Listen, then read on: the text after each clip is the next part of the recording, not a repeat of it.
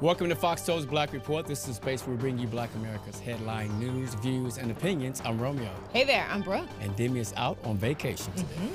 All right, on today's show, California jury just awarded a pretty large amount of money to families after a fertility clinic lost embryos. That's a story you're going to want to hear. Plus, rapper MEEK Mill supporting a bill in Virginia. Will break it all down. And Andrew Brown Jr.'s autopsy results are released. Plus, we have a COVID-19 update. Yes, we do. Also, Waka Flocka set to deliver a high school commencement speech. Baltimore Ravens owner makes huge donation to HBCUs. Find out who just became the fastest female sprinter and updates on Naomi Osaka. We have all that and a lot more. It's our voice and our truth. So let's talk about it.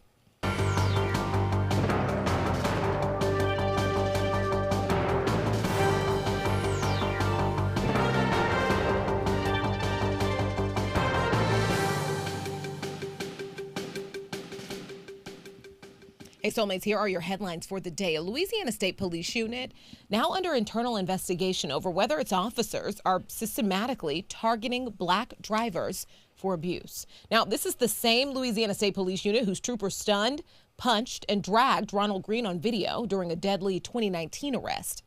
The AP reports the panel's existence was confirmed to their reporters by 4 people familiar with it. According to their reporting, the panel was set up in response to Green's death, as well as 3 other violent stops of Black men. One who was punched, stunned, and hoisted to his feet by his hair braids in a body camera video the AP got a hold of. Another was beaten after he was handcuffed, and a third was slammed 18 times with a flashlight. The review is focused on Louisiana State Police Troop F. It's a 66-officer unit that patrols a pretty sprawling territory in the northeastern part of the state, and it's become notorious in recent years for alleged acts of brutality that have resulted in felony charges against some of its troopers. Other than the federal civil rights investigation into Green's death, the state police panel is the only known inquiry into possible systemic abuse and racism by its troopers. So I want to tell you what NBC News is reporting. They actually talked to Rafael Goyeneche, a former prosecutor, president of the Metropolitan Crime Commission, which is a New Orleans-based watchdog group. And this is a quote they have. "You'd be naive to think it's limited to 2 or 3 instances. That's why you're seeing this audit, which is a substantial undertaking by any agency. They've got to identify these people and remove them from the organization." You know, you think about the Ronald Green situation. I have a friend who was not too long on the morning show. He went down there with the family and friends when they were protesting, when they were marching on his behalf.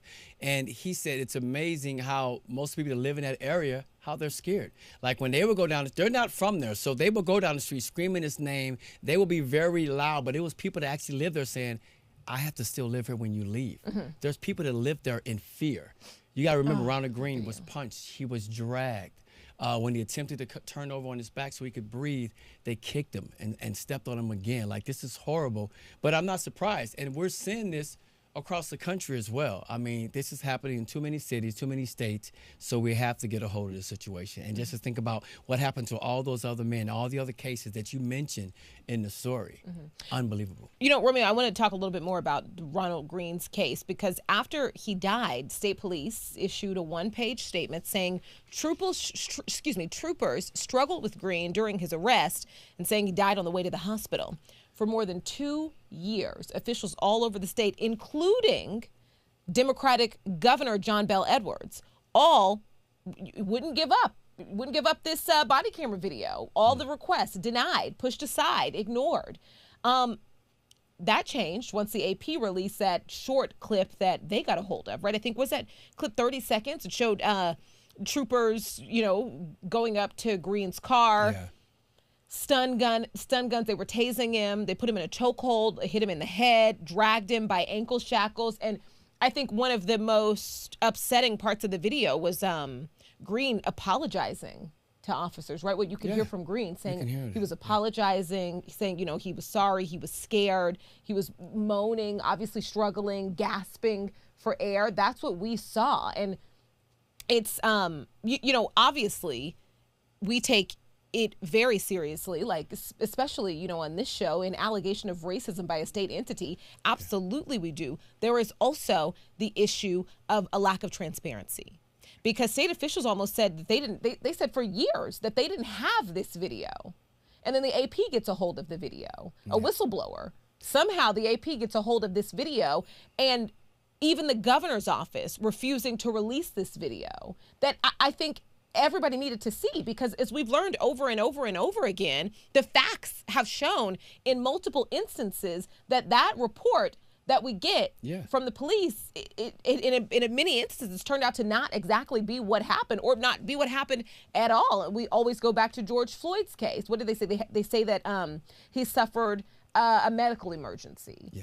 And, you know, this is not a people against police situation at all. I think any entity, especially a government entity, needs to be scrutinized. When they say something, we can't, as journalists, we can't simply take it as fact. Yeah. We take it as this is what's coming from this place. The fact is what we saw on video. Yeah, and to me, why not get ahead of the situation? There's a problem within your police business, right? When the police station, there's a problem. You see that. You have the video in your hand that you held on to for close to 2 years. Why not put it out? You have to deal with this at some point. Thank God it did come out. And when you talking about the words that Ronald Green was saying, you know, apologizing, you know, we heard similar things to George Floyd before he took his last breath. And the thing is, when you wear a badge as a police officer, you're supposed to protect and serve. There's an honor with that badge, but yet we do have a few that take advantage of it. And they enjoy doing things like this. Right. Because it's true. It shows when you see how it happened in one situation, they move on to another city, state, become a police officer again, and they do it again and again and again. How many complaints was against Derek Chauvin? Like 18, something like that? So unbelievable. Right. Yeah, definitely. All right, well, the state medical examiner's report on the death of Andrew Brown Jr. confirms he was killed by a gunshot to the back of the head. That finding matches up with the independent report commissioned by Brown's family. However, the state's report and the independent report differ as to how many other gunshot wounds Brown suffered. The state's report said Brown was shot just one other time in the arm, and it noted several other bullet holes in Brown's vehicle's trunk, back windshield, and the passenger side rear door and windshield.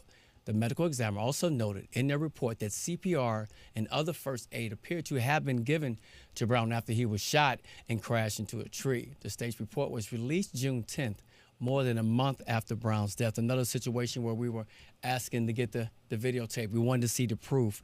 Shot in the back of the head. They said that he was a threat because he was attempting to drive over or hit one of the officers.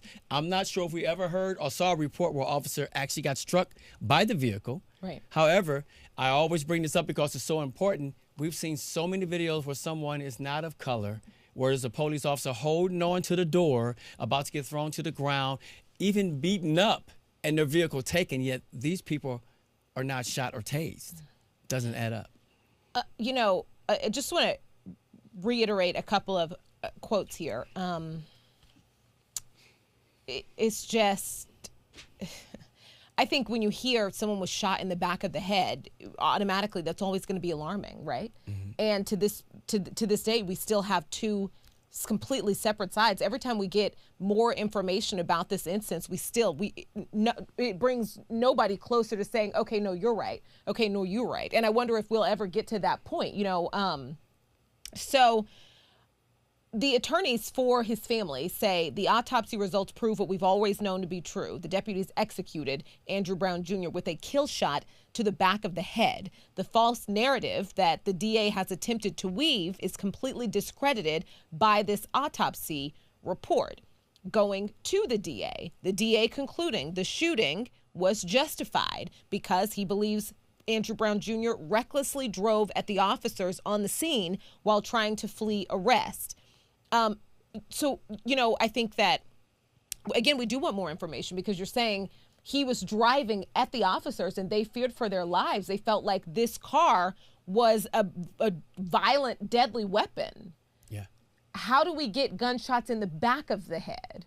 True. If he's driving towards them? I think that is a valid question that is going to continue to be asked as this goes on. Yeah, and you know, and we wonder why a gunshot, why do you have to rely on pulling the trigger?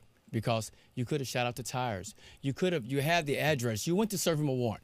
You didn't show up and this man was holding a gun in the middle of the street acting that way. Now, they did, the toxicology report showed that there may have been some drugs in his system, but they said that the amount had no effect on his death or probably to the way he even reacted. Here's a black man that, okay, he's getting served a warrant, but he probably feared his life. All those officers at his door showing up. Anyone would be nervous in that situation, right? And what's been going on in our country for the last year or so that we've been seeing monthly or bi-weekly, I'm sure he was a little scared. That's not an excuse to get in the car and try to drive or allegedly try to drive over a police officer. But what the end result was is definitely not called for. Oh, my goodness, yeah. All right, let's move on to a pretty interesting story here. Virginia Governor Ralph Northam has signed a probation overhaul bill into law, approving the state's latest progressive criminal justice proposal. And this is, I think, one of the most interesting parts here. He signed this into law right alongside rapper and activist Meek Mill. He backed the legislation. He was there for the signing. You can see the two having a chat there. HB 2038 limits the amount of active incarceration a court can impose as a result of a revocation hearing for a probation violation. Meek Mill has been advocating criminal justice revisions since he was sentenced to prison for violating parole on a previous conviction. The Philadelphia District Attorney lifted Meek Mill's probation in 2019 after most of his adult life had been spent under court supervision. CNN reports Virginia also, of course, made history in March when Northam signed legislation abolishing the death penalty, making the Commonwealth the first Southern state to repeal the punishment since the U.S. Supreme Court reinstated it in 1976. By the way, that law is set to go into effect in July. So let's go back to this new law. Okay. So I just want to simplify what we're talking about here. So it limits adult probation sentences to a maximum of 1 year for a misdemeanor and 5 years for a felony, right? And so that is if while you're on probation, you commit a crime.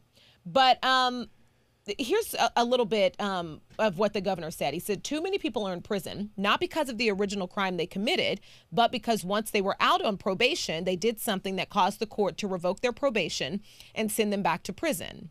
So, and just on that note, until now, Virginia was one of 7 states that didn't limit probation sentences. So what that did was it meant, just like most other aspects of the criminal justice system, that fact right there meant a disproportionate number of black and brown people were sent to prison after being released on probation. And he said this, which is, I think, a really good point to why this law is important. He said, if someone commits another crime while on probation or absconds, that's one thing. However, often people are returned to incarceration for technical violations, such as missing a meeting with the probation officer or failing to report a job change. And I mean, come on. Yeah, they have to do better at that. If you think about it, if you miss a meeting, that's not a reason to put someone back behind bars. Right, you have to follow the rules, but come on, you're going to go back to prison for 20 years because you missed a meeting? Exactly. And, shout out to Meek Mill for being a part of this movement. Here's a man that's from the streets that's been through it, and he's on the other side, and he's trying to make, he understands what he went through and how some things may have been unfair that he had to foresee doing that. But what he's done is like, how can we make it better for the people moving forward? Because so many times people get caught in the system and then their life is just never the same. And they don't just affect themselves. It's a mental problem being behind bars, knowing like I'm behind bars just for this. But then you have to think about their family, right? That's affected by it, or their children. So there's a domino effect that's going to happen if this continues to happen to people. That domino effect also, taxpayer dollars. True. And incredibly expensive. Northern talked about keeping someone in prison costs about $34,000 a year. Supervising them on probation costs $1,300. So is it even fair if somebody misses a meeting or something like that, that taxpayers have to spend $34,000? No. Simply, you know what I mean? Not that they're a threat to society, but because they missed a meeting. They broke a small rule. And not only that, you brought up Meek Mill and why, this is so important to him. He was on probation, as we noted, most of his adult life. And there was so much discretion in his case left up to the judge. And it was simply any interactions with police, negative interactions, obviously, could result in his probation, be a probation violation. And it being rescinded and him having to go back to prison. So think about that. You get accused of a crime and you got to go back to prison as a probation violation, even though the court hasn't even decided if you actually committed that crime. Yeah, that's the part. That's devastating. You know what I mean? And that for, some of these probation sentences are absurdly long. 30, 20, 30, 40 years and things like that. And so that's how you have to live for the rest of your life. And a lot of people like to say, well, just don't commit crimes. I think as we're learning, it's not as simple as that. Of course, don't commit crimes is always a rule, but it's not as simple as that, because that is not the only thing that puts people back in prison. Yeah. And, you know, depending on who you speak to or who you talk to, you know, when you're an adult and you make mistakes, some people are like, come on, man, you have to get it right. But like you said, Meek Mill was young, right? You have kids that are turning to the streets at the age of 12 and 13. They get caught up in certain situations that are not good due to whatever's going on in their home or just the community in which they live in. But you can't continue to make that just be a dark cloud over them for the rest of their life, because how do they ever recover? How do they ever bounce back from something like that? Absolutely. So they have to do better. Before we move on, I just want to know, because we spend a lot of time talking about technical violations, there's an aspect of that written into this bill too. So in addition to limiting, you know, how much prison time someone could get after a probation violation sends them back to prison, it also, this new law makes it more difficult in the first place to send people back to prison for a technical violation. And I think that's really important. So it says courts cannot send a person back to prison for a first technical violation, nor for a second one under some circumstances as well. Wow. So you miss a meeting, you don't go back to prison. Okay. And, you know, I think, you know, we're talking a lot about things like missing a meeting, and I think there is just this demonization of people who have committed crimes, formerly incarcerated people, right? And life is not easy for people who get out after prison. And I'm not saying, you know, life, I do think life should be as easy as possible for people. I think we should do our best to try and help all people move through society as best they can. But the fact of the matter is, it's hard to get jobs. It's hard to make money. And so imagine, like, you know, depending on where you're living, and you've got to catch 3 buses to get to, there are so many reasons that are not simply somebody doesn't care. And, you know, I think that empathy and grace is important here. And unfortunately, it needs to be written into our nation's laws. That is so true. Yeah. All right, Soulmates, Vice President Harris will meet next week with Texas state Democrats who helped block passage of an elections law bill that would have made it more difficult for certain groups to vote in the state. Harris will host representatives from the Texas Senate and House of Representatives on June 16th at the White House, her office said Thursday. Further details of the meeting were not immediately available, but Harris was tasked earlier this month with leading the Biden administration efforts to protect voting rights. Texas Democrats late last month walked off the State House floor during a late-night session to prevent the passage of a massive overhaul of state election procedures that would have added new restrictions to voting in future elections and limit the availability of certain types of voting, predominantly used by low-income and handicapped people. Yet State Representative Chris Turner, I believe his name, went to the phone and texted around, well, I think it was around 10:30 at night, said, let's just all walk out. Isn't this so interesting, like how this all came about? I mean, tell us more. I'm like, I think that. You know, because what else can you do? You see what's about to happen. That's how they felt. What else can they do? It's like, my hands are tied behind my back. You guys we understand the past election. There was no fault. There was no wrong. We know who the president is. It is President Biden. There's no doubt about that. But yet you want to change. You want to try and change what's already seemed to be fixed. That's working, because I thought the goal was to get as many American people out there to vote as possible. That has never been everybody's goal, though. Not everybody. Well, they may say it, but not really mean it. Yeah, by the facts, that has never been everybody's goal at all. But that is, I love that you bring that up, that how I think that that's been interesting to all of us. What we're watching is both sides fighting tooth and nail to get what they want done, to play to their base, to do what they're saying they believe is right. And not a lot of people expected that to happen. Yeah. They thought that it was a done deal. It was wrapped. That was it. And the Democrats said, oh, no, our fighting tooth and nail includes this, and we're going to do it. And we're seeing that all play out. And now, you know, it appears the vice president is commending them on that. And I feel like what they did was like the last resort. So if they try to fix it to where they can't leave until the votes are final, then what are we going to do, right? Then that's the next hurdle that they have to prepare for, because this is far from over. They want to try and get as much of these bills out there as possible before the midterms, and obviously before the next election, right? Yeah. And you know what? Let's talk a little bit more about voting rights, because, you know, obviously we're talking about Texas here, but Merrick Garland just made a huge announcement earlier this afternoon, announcing he's going to increase DOJ resources dedicated to enforcing voting rights protections. And it was a strong speech. I watched it in awe. He said, we will use all existing provisions in the Voting Rights Act, the National Voter Registration Act, the Help America Vote Act and the Uniform and Overseas Citizens Absentee Voting Act to ensure that we protect every qualified American seeking to participate in our democracy. We are scrutinizing new laws that seek to curb access, and where we see violations, we will not hesitate to act. We are also scrutinizing current laws and practices in order to determine whether they discredit against Black voters and other voters of color. So, again, I think, we're watching fighting tooth and nail happen in so many other spaces. I think a lot of people, we thought we were going to see it happen in the Senate, and it wasn't going to have to be fight tooth and nail. Yeah. But Joe Manchin just made it clear, listen, no, I'm not going to participate that way. So when it comes to ending the filibuster and letting these things be able to slide through. And so we're seeing so many other ways this happen. And I'm interested to see how this plays out, Yeah, definitely me too. And I applaud them for doing that. I mean, it's like you have to stand up for what's right, or you have to walk out for what's right in this particular case. Do what you have to do. Yeah. Congresswoman Val Demings is running for Marco Rubio's Senate seat. We've talked about this here a lot, but what we haven't talked about is that she raised $1 million for her Senate bid in just the 24 hours after she announced her run. The Hill reports the $1 million figure is staggering for a candidate, especially in a year without any regularly scheduled federal elections. Now, this is an early sign of momentum for Demings. She's a rising Democratic star, seen as the favorite in the budding primary to take on Rubio next year.